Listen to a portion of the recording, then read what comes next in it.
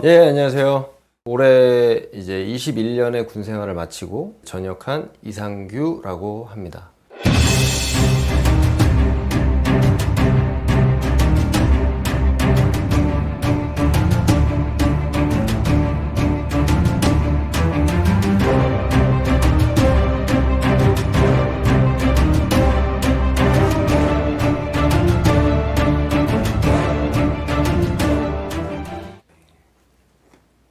군 경력은 사격과 관련된 일만 10년이 넘었고, 거기에 이제 특이점이라고 하면 세계 저격수 대회나 아니면 세계 사격 대회에 전투 사격 대회로 이제 코치로 이제 2016년, 7년, 그 다음에 2019년 이렇게 코치 생활을 했습니다.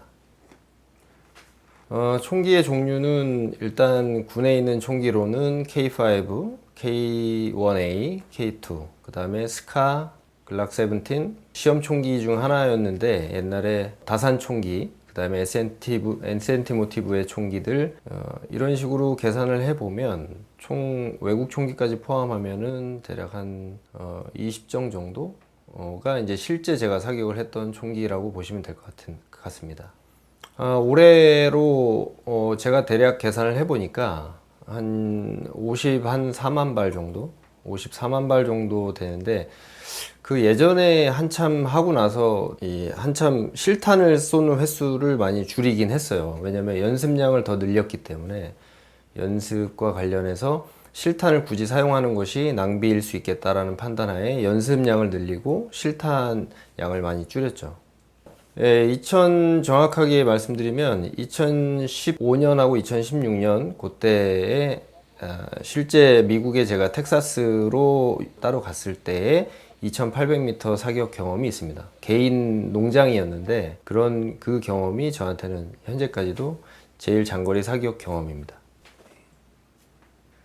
제가 가진 자료들은 앞서서 제가 2800m 사격을 했다라고 말씀을 드렸었는데 사실 그 사격에서 쓴 탄이 40발이 넘습니다. 40발을 사격해서 한 발을 맞췄으니까 그게 무슨 뜻이냐면 제대로 탄도학에 대해서 깊게 알고 있지 않은 상태에서는 그냥 그거는 개인의 자랑거리일 뿐이지 도움이 안 된다는 걸 제가 말씀드리고자 했던 겁니다. 근데 그러나 이제 제대로 탄도학이라든지 이런 과학 분야를 제대로 연구를 하기 시작하면서부터는 제가 다시 가서 2800m를 사격할 기회가 또 생긴다면 아마 10발도 안 되는 발수를 사격하고도 아마 맞출 수 있지 않을까라고 판단을 하고 있습니다.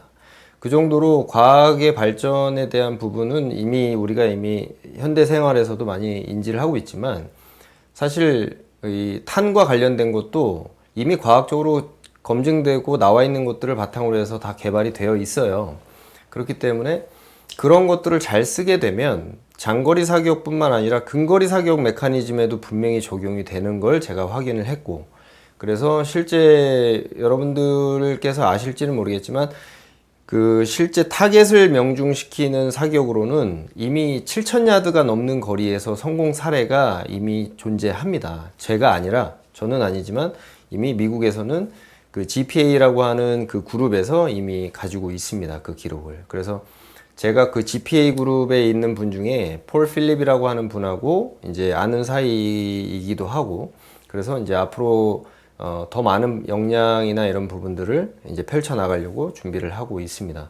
그리고 유튜브를 본격적으로 한 최대 가장 큰 이유는 뭐냐면 방금 말씀드렸다시피 과학을 근거로 한 거가 이제 필요한데 이 과학이라는 거를 아는 사람이 거의 없죠, 사실은. 그러다 보니까 누군가한테 알려줘야 되는데, 알려줘야 경찰이 됐든, 기관이 됐든, 그다음에 군이 됐든, 발전을 할 텐데, 발전할 기회가 제가 군인으로 있으면서도 발전을 전파하고 싶은데 전파를 못하게 좀 그 여건이 제한적이었어요.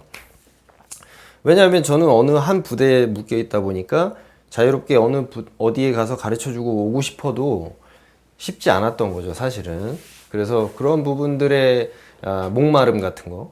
사실 저도 특수전 학교에서 교관을 거의 10년 가까이 했는데 그런 과정에서 제가 가르치는데 재능이 있다라는 저의 나름대로의 생각이 있었어요. 재미도 있었고. 그래서 이런 분야를 내가 개척을 해야 되겠다라는 생각이 이제 사실 바탕에 깔린 상태에서 사람들하고 공유하면서 알려주고 굉장한 보람을 제가 느끼는 걸 확인했기 때문에 그걸 바탕으로 해서 사실은 유튜브 채널은 이제 본격적으로 시작을 했다 보시면 됩니다. 사실 군사 보안하고 관련이 전혀 없는 자료입니다. 왜냐하면 이 모든 사격과 관련된 제 지식은 대한민국 우리나라에서 배운 건 단 한 건도 존재하지 않아요. 실제로 다 미국에서 어플라이드 발리스틱스라고 하는 그러니까 그 연구소에 있는 브라이언 리치라고 하는 사람을 근거로 해서 저는 다 배우고 있었기 때문에, 그래서 그런 분야에 있어서 저는 제가 단호하게 말씀드릴 수 있는 거는 군사보안과 관련된 지식이 단 한 건도 존재하지 않습니다. 그래서 만약에 존재한다고 하면 제가 군 생활을 하면서 뭐 예를 들어서 팀에는 몇 명이 있고 뭐 이런 정도가 보안이겠지만, 그 외에 제가 사격과 관련된 어떤 걸 가르치는 것도 다 제 지식입니다. 네. 제가 과학 분야를 같이 접목해서 지금 사격을 많이 하고 있잖아요, 실제로. 그러다 보니까 연구하는 파트도 역시 인체공학적이어야 되고, 사람을 대입할 때 인체공학적으로 보고, 사물을 대입할 때는 물리적으로 본단 말이에요. 그럴 때 영화를 보게 되면 영화에서는 사실 제 눈에 허구가 대단히 많이 보여요. 실제로 뭐 탄이 뭐 예를 들어서 한 예로다가 실제 여러분들도 나중에 제가 말씀드리는 걸 듣고선 영화를 다시 보시면은 좀 그게 그 말이 그렇구나, 이게 잘못된 거구나 라고 아실 수도 있어요. 실제로 한 예를 그냥 하나 들어드리면, 우리나라에 개봉했던 그 더블 타겟이라는 영화가 있습니다. 실제 저격 영화인데, 미 해병대 저격수가 이제 저격 영화에 나오는 건데, 그 내용을 보시면은 플라이 타임이라는 게 있습니다. 그게 이제 탄이 비행하는 시간인데, 거기에 1.6km의 1마일 사격을 하는 장면에서 이제 그 슈터가 이 몇 초면은 날아간다라는 이야기를 하는 부분이 있어요. 근데 6 to 7 seconds라고 얘기를 하는데, 딱 듣자마자 6 to 7 seconds는 너무 느리다. 왜냐면 1마일을 날아가는데 우리가 쓰는 308탄이 보통 4초가 걸려요. 4 seconds 걸리는데, 근데 제대로 지금 그 영화 더블 타겟에서 나오는 영화에 나오는 그 총기는 M200라고 하는 인터벤션이라는 총기인데, 그게 샤이텍이라고 하는, 우리나라 말로는 체이탁이라고 하는 회사에서 만든 총기예요. 그 408탄이라고 해서 대구경탄인데, 탄속이 2800pps에 이제 그런 탄들은 플라이 타임이 3초면은 1마일을 날아가요. 그러니까 이제 그런 부분에 대해서도 저는 이제 좀 더 과학적으로 생각을 하는 편이고, 그러다 보니까 이게 허구가 너무 많다. 근데 그걸 정확하게 초를 그러면은 거기에도 자문을 누군가 했을 텐데 왜 초를 정확히 안 적었을까? 뭐 이런 것까지도 좀 따지는 편입니다. 예. 제가 생각하는 택티컬은 일상생활이 다 전반적으로 걸쳐 있다고 생각을 해요. 예를 들면 우리가 라이트를 하나 켜더라도 왜 켜는지 목적을 갖기 시작합니다. 그러면 그 목적이 존재하는 것은 다 택티컬이라고 생각을 해요. 예를 들어서 제가 일반적으로 그 미국인들, 흔히 알고 있는 미국인들을 만나도 일상생활에서 발생 가능한 일들이 많죠. 사실은 차 사고도 있고 여러 가지 뭐 도둑을 직면하게 되는 경우도 있고 강도를 직면하게 되는 경우도 있고, 그 다음에 우리나라에서 발생하는 것처럼 칼부림이나 이런 사건도 있을 수 있고요. 그 다음에 누군가를 구조해야 되는 상황도 있을 수 있고, 이게 모든 게 택티컬이라고 저는 판단을 하는 편이에요. 그러니까 계획하에 발생하지 않고 어떤 급박하게 갑작스럽게 발생 가능한 모든 일련의 우발적인 상황을 대비한다? 이건 다 택티컬이라고 저는 판단을 합니다.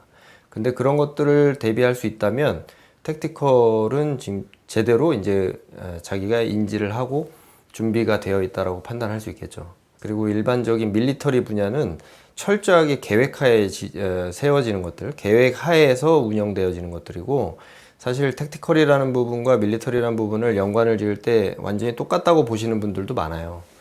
그 이유 중 하나가 뭐냐면, 택티컬을 우리나라 말로 전술적이다라는 표현으로 많이 쓰잖아요. 전략적이다, 전술적이다 이런 식으로 표현을 쓰는데, 사실 전술이라고 해서 전자가 뭐 전쟁을 뜻하고 전투를 뜻하고 이런 걸로다가 착각을 하신 경우가 많은데, 전략이라거나 전투라거나 이런 것들은 사실 우리가 당장 운동 경기를 할 때도 이제 전투를 참가한다라는 표현을 쓰기도 하고, 우리나라에서 해석을 그냥 너무 단편적으로 했기 때문이지, 사실은 이 택티컬이라는 파트는 모든 일상생활에서 발생 가능한 걸 대비한다라는 개념으로 보시는 게 맞습니다. 밀리터리 분야는 사실 그 택티컬 분야라고 같이 포괄적으로 포함되어 있는 분야지, 밀리터리 안에 택티컬이 들어있는 분야라고 생각하진 않아요. 택티컬은 앞서서 이야기 드렸듯이 일상생활에서 모든 부분에서 우발 상황에 대비할 수 있는 것들, 이런 것들은 다 택티컬하다라고 저는 표현할 수 있고, 그 와중에 이제 밀리터리라는 것도 그 안에서 계획하에 무엇인가 다 플래닝을 한다라고 하더라도 결국은 거기에 우발 상황이나 이런 것들, 그 다음에 어떤 부분에서 효율적인지를 판단할 때 모든 생각과 이런 그 준비를 하는 것들, 저는 다 이런 것들이 이제 택티컬이라고 보는 거고, 그래서 택티컬이라는 거는 전반적으로 굉장히 포괄적이라고 저는 판단을 하고요. 밀리터리라는 분야는 사실은 특화해서 딱 군에서 특수 작전을 위한 특정한 정해놓은 작전을 위해서 거기에서 이제 택티컬을 활용한다라는 개념이 맞는 것 같습니다. 저는 그런 부분에서 이제 설명을 드릴 때 밀리터리 안에 택티컬이 있는 것이 아니라 택티컬을 밀리터리가 활용을 한다라는 개념으로 저는 접근하는 게 맞다고 봅니다. 에어소프트는 실제 마음가짐으로 어떤 마음가짐을 갖느냐에 따라 달라집니다.